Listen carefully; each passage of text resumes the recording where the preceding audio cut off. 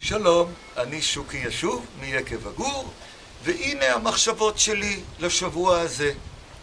תאמינו לי או לא, הם בסדר גמור, ודי באופן מפתיע, כי אחרי הבציר, כשלמדתי לטינית, למדתי את המשפט, והוא באמת, תאמינו לי, נכון, פוסט קויטום אומניבוס אנימלה טריסטסונט, והוא נכון לקוסטוס ויניארום, לכל היננים, אחרי הבציר כל היננים עצובים.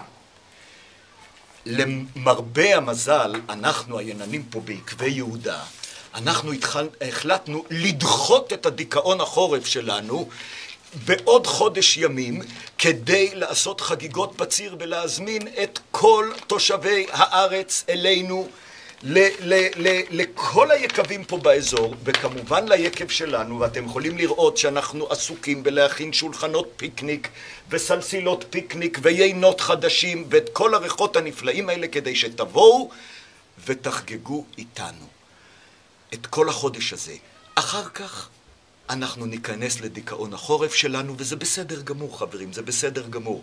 אלה מחשבות ורגשות השבוע שלי להיום מיקב הגור.